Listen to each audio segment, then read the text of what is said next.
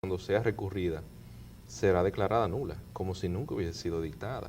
Y puede verse la administración pública en futuros astrentes y penas mensuales por cada día de retardo en dar una decisión correcta. Y a eso tú le agregas que la Constitución hace solidariamente responsable a los representantes de cada institución. Y en poco tiempo veremos algunos colegas interponiendo demandas solidariamente responsables a directivos, que quizás contra el Estado sabes que es un poco difícil uno cobrar deudas por sentencia, pero contra particulares no es el mismo caso.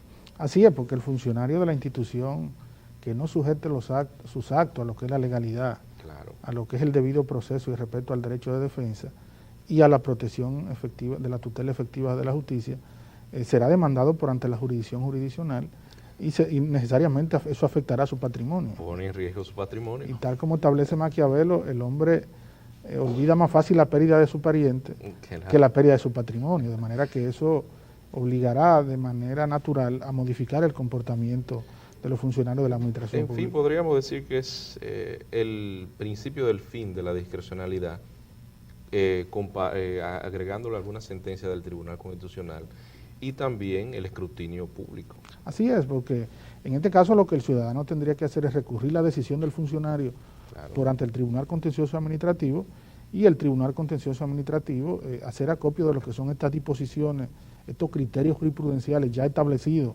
tanto en el Tribunal Constitucional como en la Suprema Corte de Justicia, y en base a esas modificaciones rechazar la actitud del funcionario y dar ganancia de causa al justiciable, al ciudadano que demande la revocación de la decisión del funcionario. Un punto interesante, porque siempre se critican, pero como estas son sentencias de crítica favorable, también es bueno mencionar a los jueces que las fallaron. Aquí tengo que fueron Víctor José Castellano Estrella, fue director en Santiago en la Pucamaima de Derecho, José Alberto Cruzeta, profesor también, y el magistrado Francisco Antonio Jerez, que la verdad hay que darle su reconocimiento porque aunque forman parte de la Suprema Corte, son ellos que firmaron esta sentencia que crea un mecanismo donde se protege el derecho básicamente de los ciudadanos. Bueno, Hilario, pasando un poco ya a lo que son los análisis de textos legales, se ha suscitado en la opinión pública en los últimos días, en la agenda pública, la discusión de la pertinencia o no del mantenimiento de la ley 2801, que es la ley que establece el establecimiento de zona franca especial en la región fronteriza. Diferentes sectores de la economía, tanto la representantes de la Asociación de Industria de la República Dominicana como de otros gremios profesionales, han establecido su acuerdo para que se proceda en el Congreso Nacional a revisar esta ley, porque crea una distorsión en todo el aparato productivo nacional y a juicio de algunos de ellos, esta ley no ha dado los frutos que se esperaba para lo cual fue promulgada. Y no, y si observas algo, lamentablemente ya para los grupos de interés que quieren revertir o disminuir los beneficios que otorga esta ley, empezaron de atrás hacia adelante. Primero intentaron en el 2005 una acción de inconstitucionalidad en contra de la ley, la cual pierden ante la Suprema Corte de Justicia, y luego en el 2007, bueno, ya estaba, vamos a decir, solidificada la ley para el 2005, porque la Suprema dice es constitucional, en base al principio de que primero se quiere reforzar la parte de la línea fronteriza, sabiendo que está bastante deprimida, y segundo fue en base a una ley. Luego en el 2007, con la aprobación de una ley nueva y una resolución y una regulación, se quiere disminuir a través de la vía legislativa los derechos establecidos en esa parte. Sí, yo pienso que la abrogación de esa ley o la revisión de esa ley por parte del Congreso no debería verse de manera aislada. El Estado Dominicano incurre en un crédito tributario ascendente a más de 105 mil millones de pesos anuales, de lo cual la Ley de Desarrollo Fronterizo apenas representa 1.000 millones de pesos. De manera que abocarse a su revisión debería ser dentro de un marco general, dentro de un contexto de todo lo que son las leyes que establecen privilegios y exenciones a los sectores productivos. Amigos televidentes, continuamos en breve en nuestro próximo segmento.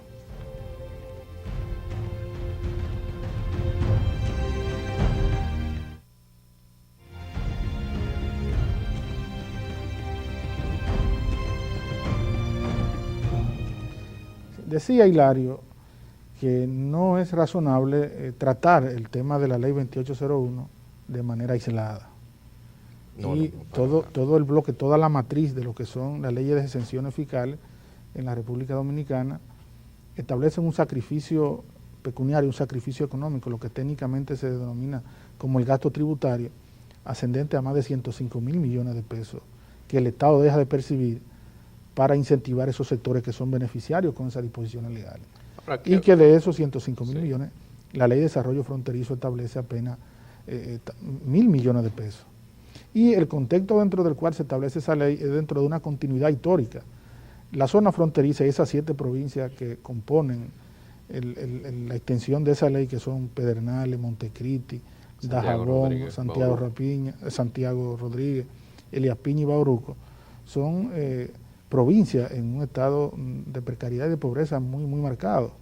Y desde el régimen de Trujillo se establecieron políticas de dominicanización de la frontera, que posteriormente también se le dio continuidad en el régimen del doctor Joaquín Balaguer de los 22 años, porque son zonas deprimidas, desfavorecidas por la naturaleza y que necesitan de algún tipo de incentivo adicional para poder promover las actividades económicas en esa área. No, y en esa parte estamos de acuerdo. La verdad que el desarrollo de la frontera es prioridad nacional. También es una parte que hemos dejado que la emigración hacia otras ciudades es catastrófica, pero esta ley busca que se quiera volver a instalar empresas en ese lugar. Lo que ocurre es que el que hace la ley hace la trampa. Lamentablemente las empresas radicadas para el lado oeste de la isla se sienten afectadas por los privilegios que ellos tienen. Ahora bien, esos privilegios fueron creados por una ley que fue discutida en el Congreso. Tratar de revocarla por la vía de inconstitucionalidad, lo cual no se logró en el 2005, lo que hizo fue afianzar la ley. En el 2007 se promulga una ley modificando algunos puntos y se declara inconstitucional, y el reglamento también. Entonces empezaron tratando de revocarla al revés, primero por el Tribunal la Suprema Corte de Justicia, que le cerró todas las vías. Si hubiesen iniciado primero por una discusión y luego como última instancia el Tribunal Constitucional, quizá la situación fuera diferente.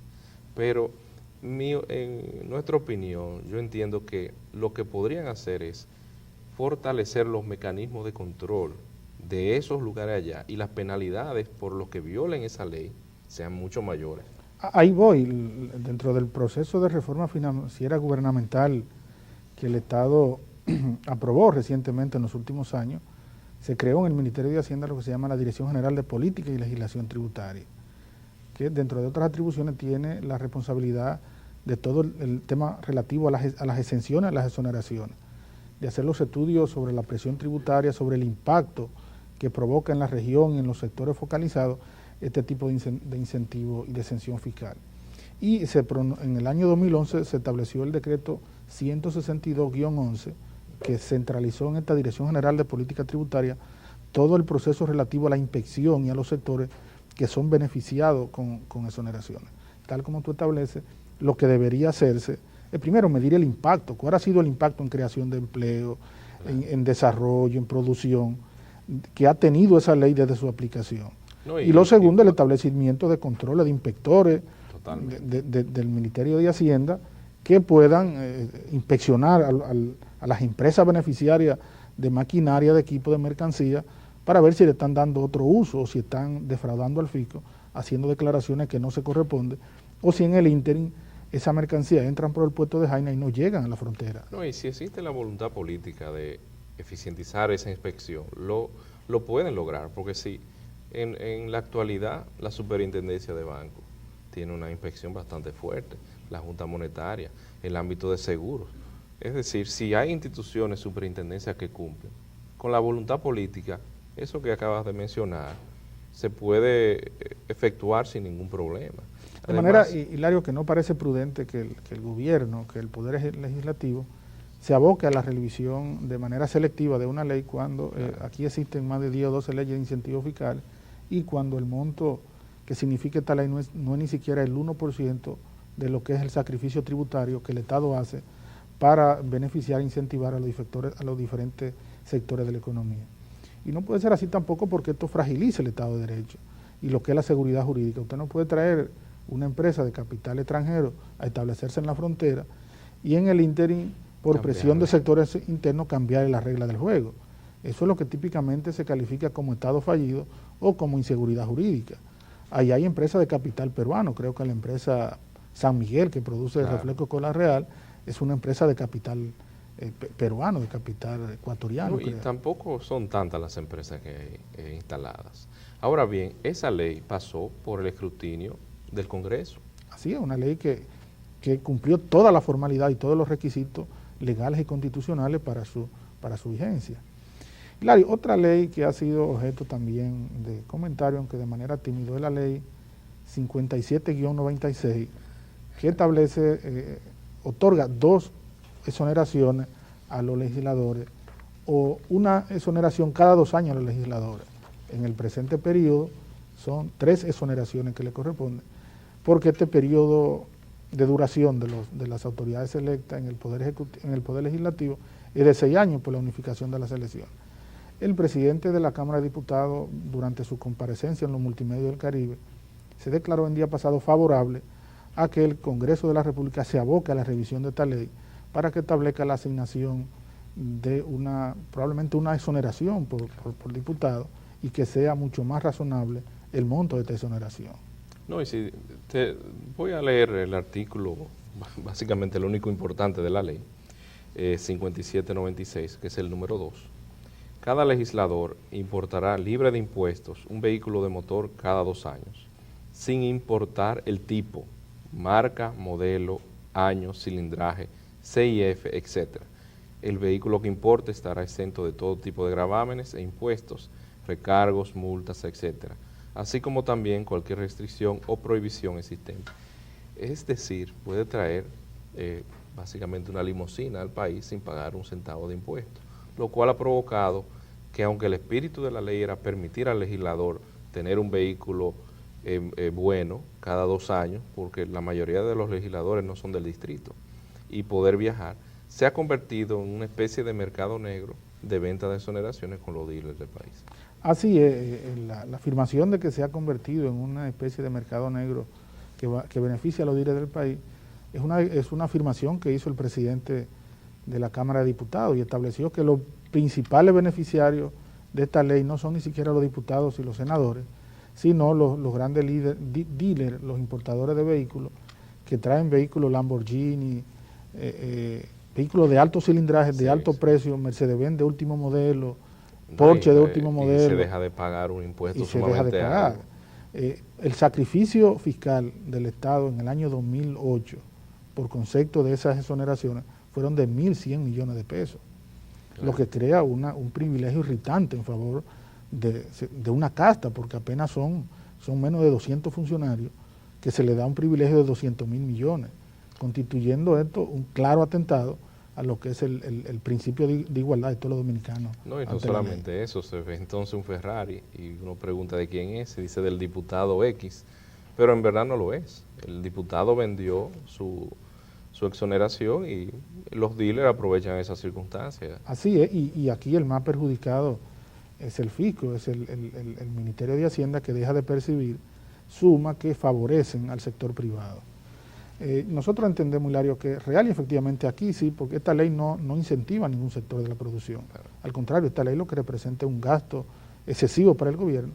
Aquí sí la clase política debería crear un consenso para abocarse a la revisión de esta ley, toda vez que con un vehículo de $100.000 es un vehículo idóneo, es un vehículo adecuado para que un legislador se pueda trasladar desde la provincia hacia la ciudad de Santo Domingo, que es donde celebra su sesión el Congreso Nacional. Yo entiendo que con uno de menos, uno de 60.000 le resuelve el problema.